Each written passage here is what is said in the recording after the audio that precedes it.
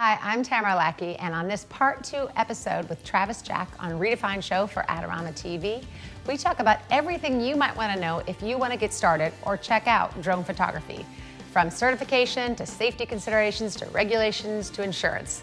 Take a look.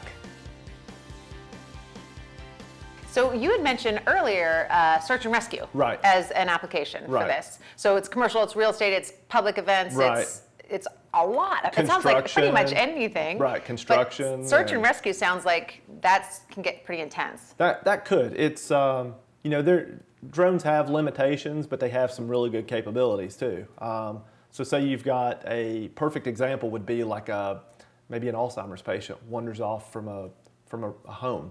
You know, maybe there's like woods or a field or something. You can pop a thermal camera on one of these and scan the area, just fly back and forth. You can even automate, you know, program a grid pattern for the drone to go up and search and have it scan that area while it's feeding live footage back. Wow. Because of the streaming So you don't even have to operate it, you can program the... You could program it, you have to keep it in your sight. Sure. Unless they do have a waiver for beyond visual line of sight, but that's a kind of a tougher one to get. Okay.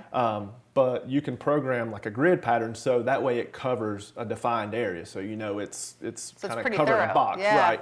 And because it has the ability to live stream, you can output to like a large TV. So I know like most of the police departments in the area have a mobile command center, and inside that mobile command center, they have, you know, big, large, like 60-inch LCD TVs. Right. So you could output straight out of the drone into one of those TVs, and as you're controlling the drone or you're monitoring the drone, people in there are watching the video in real time, and they're looking for hot spots, looking for something that might be that person. That's extraordinary. So that's a really neat capability. Yeah. You know, you have the ability it's recording the video, so not only are you streaming it, but you're recording it so you can play it back. But if you find them, all you got to do is look on a map, which the drone shows you its location on a map. You pause the drone exactly where you see the hotspot right overhead, look on the map, and you can give, you know, people on the ground the exact location, coordinates, say, hey, go get them. These can stay up for about between 15 and 20 minutes per battery. How many batteries can you put in? You only put one. The batteries, there's no additional battery pack? Well, yeah, you just pop this out, pop a new one in, but you only have one per so you can flight. bring it up for 15, 20 minutes, and then you got to pull it down. Bring it down, pop a new battery in, go back up. You know, I think we have maybe 30 batteries for this version, so we have the ability, and then we have the ability to charge 4 at a time from our vehicle. Right. So we can stay in the air indefinitely. So indefinitely, but also with these little breaks. Is part of indefinitely. Right. Yeah. Got it. Okay. Yeah, you've got maybe a 2-minute downtime between landing, like a pit swapping stop. batteries, right? And then the limiting factor then becomes your iPad, because generally you use an iPad for your screen.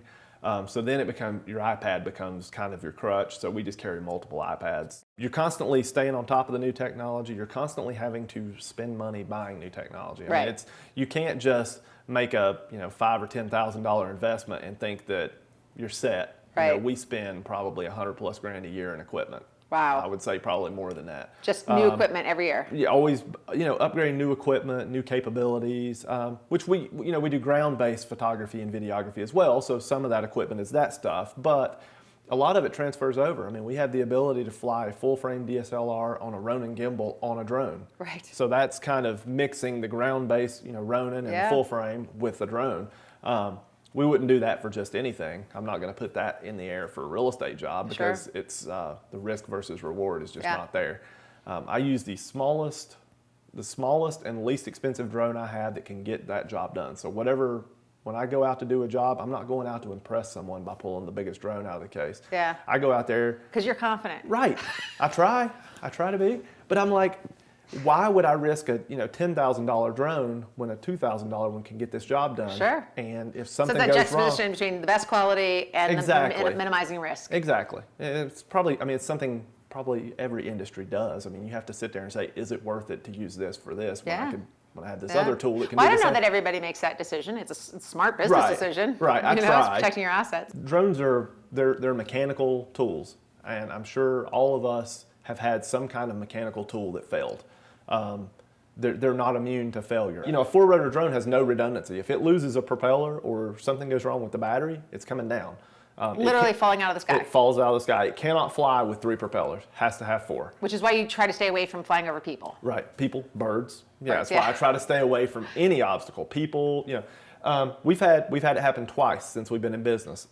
Where a drone just fell out of the sky. Fell out of the sky. The first time it was just a faulty battery, it was faulty equipment on the manufacturer's part. Thankfully, it seized up midair over a river in Augusta, Georgia, and fell into the Savannah River. It was gone, complete loss. Yeah. The second time was actually this is scary enough, but a 40-pounder. Right. That's changing the game. 40-pounder could easily kill someone. But the second time, we had one of these little quick-release propeller things. One of these just sheared off mid-flight.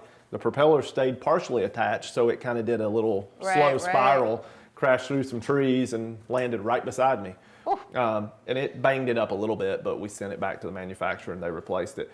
Neither one of those could have been prevented by us. There was nothing we could have done. We sent all the telemetry and all the data off to the manufacturer so they could help identify what caused it and all that. Regardless, though, had that happen and landed on someone's car or someone's baby, someone's house, anything, someone. Wins. Right. I mean, it's, insurance. Being a dad, I think of that. What would I do if, my wife and baby were out walking around and someone flew a drone into them? I mean, it could happen. I don't think about it often, but, I think. Let's take a moment to be terrified by that idea. Exactly. Okay. Now, from a liability standpoint, though, all it would take would be one incident like that to shut down almost any business. Of course. You could be the most successful aerial photographer in the world, but if you crash a drone into someone and injure them or crash it into some expensive property, I mean, I regularly do real estate photos and videos using drones at $10 and $15 million homes. Right. I mean, it's very possible these things, when they do crash, a lot of times they catch on fire. Yeah. So it's just all the bad things that can go wrong. I'm not trying to scare people, but it will catch on fire, kill your baby. Doomsday, and you're going to die. But I'm not trying to So scare people. what kind of insurance do you get? Right. So I carry, and that's the thing is No, but you're right. Right. These are real, actual consequences. And I guarantee you, as a photographer, you have insurance. Oh, yeah. You probably have general liability insurance. I have a lot of insurance. And I guarantee you, your general liability policy has an aircraft exclusion. Huh. If we were that bored that we wanted to sit here and read through your policy, somewhere in your policy there is probably going to be an aircraft exclusion. Yeah, because I don't have to think about it with because almost every general liability excludes aircraft. So what do? You have to have an aviation policy. So I have to go through a aviation insurance company. Yeah. With all that, someone walks up to you at any one of the events that you may be teaching or speaking at. Like you said, you're about to leave here and go teach. Right. I'm going to go teach a group of law enforcement about, or first responders, about the search and rescue. Different uses that can be used for search and rescue or high-risk search warrants. What I'm teaching today is specifically a bunch of, it's a tactical officers association, so it's like SWAT team. Yeah. So it's today's a little more geared towards like the high-risk search warrant, things that can save the officers. Right. When you go out to do a high-risk search warrant, one of the things you want to do is kind of have an idea of what all is around, what obstacles might we have to overcome, what barriers might we have to get through, and a drone is a great way to be able to go out and get that advanced information safely and undetected. Right. So that sort of thing would be a great use for it. Now there's some legalities there that you would have to overcome, like search warrants and all that. But if you're doing a high-risk search warrant, you've already got a search warrant. You just have to write the drone part into it. Do you need a certain additional anything for a reconnaissance mission for something like that, or is that just all covered in your license? No, North Carolina has kind of paved the way to allow public safety to use drones. They're not really I don't know that they're in use. I don't know of any agencies yet that are actively using them themselves, like the agencies bought their own. But there's some pretty clear cut, like if you're doing this, you need this. So like, if you're looking at anybody's house or anything like that, you gotta have a search warrant for them. Yeah, because that's privacy. Right. It's they want to protect the officers and protect the public, but at the same time, you want to protect people's right to Just people's right to unlawful search and seizure. Yeah. So, it's a balancing act, and I can tell you with Raleigh PD, they were a great agency, and they always erred on the side of protecting people's rights. So you don't have to worry about it if you live in Raleigh. Yeah, good. So you're at an event like that where you're teaching someone, and someone walks up and says, "This is amazing. I would love to get into this kind of photography." Right. What would you suggest are the first few steps that people take? My suggestion, and it's probably not what they want to hear, is buy something small, buy a small. Because you want to just jump in. Right, yeah. right. Buy a small, less expensive, few $100 one. Get comfortable with the flying. Go somewhere where you Make sure you like it. Right, make sure you enjoy it. Go somewhere where Because you've got to stand outside. Exactly. You're out in the elements a lot. You are in your car a lot. Make sure you like your car because you're going to spend a lot of time in it. Yeah. I probably do 50 or 60,000 miles a year on the road, plus all the air travel we do. Ooh. So be sure you like traveling. Yeah. And spending time in your car. But go learn to fly. Right. Learn to fly. If they're already a photographer, the basics of photography apply to the drone. There's some things that you're going to have to deal with that ground photographers don't have to deal with, specifically when it comes to exposure, because up there, everything is a reflective surface. Right. Down here, you can find shade, you can find indirect lighting, and you can diffuse your light, not in the air. Yeah. Everything is bouncing the sun right back at your Right. lens. So, you learn how to mitigate that using ND filters and polarizers and all that. But make sure you learn to fly the drone first. Unfortunately, it seems like a lot of people go buy a toy drone at Best Buy or whatever and decide that day that they are now a professional aerial photographer. They don't have a license, they don't have insurance, they don't have, North Carolina has its own license you have to have in addition to the FAA. How long does it take to get a license like that? So the FAA, when you have to go sit for an exam, so you go to, like I went to RDU Airport, you have to schedule it ahead of time and pay the fee to take it. I think it's like $150 to take it. You pick a date and time, you go sit for the exam. I believe you have 4 hours to take the exam. The exam was surprisingly thorough. Yeah. It doesn't cover 4 hours. Right, and it doesn't cover. It's not like how do you turn the drone on. There's really not a whole lot of anything in there about drones. It's all about airspace and weather and being able to look at the sky and tell if the air mass is stable or unstable, and knowing when I'm looking at this FAA sectional chart, which looks like about 8 maps crammed into one, what airspace am I in? Can I legally fly here? If I can legally fly here, do I have to notify someone? If I do, who do I notify and how do I go about doing it? So you need to know all those things. Do you need a license to practice this professionally?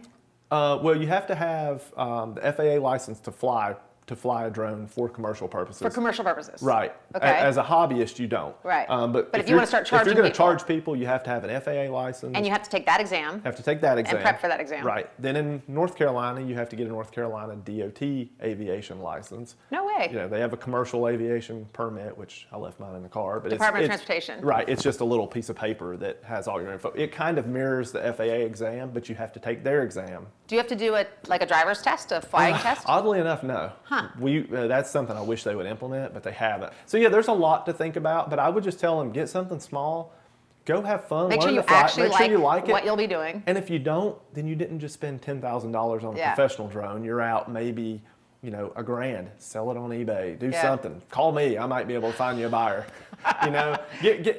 Try that, and then learn what you can and can't, and should and should not do. Yeah. There's some things you can do that you shouldn't do. Yeah.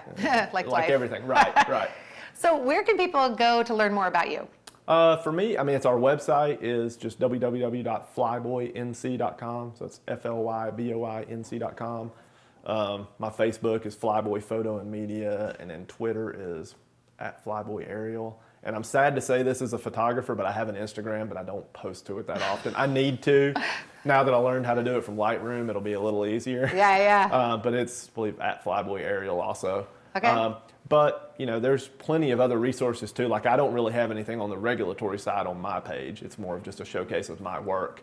But I will gladly go on that website, send me a contact, fill out the contact form, send me an email. I will point you to all the where do you go to get your FAA license? Where do you go? I'll point people in that direction all day. Wonderful. There's plenty of room in this business for a lot of us. Awesome. Thank you so much. Thank you. It's been great.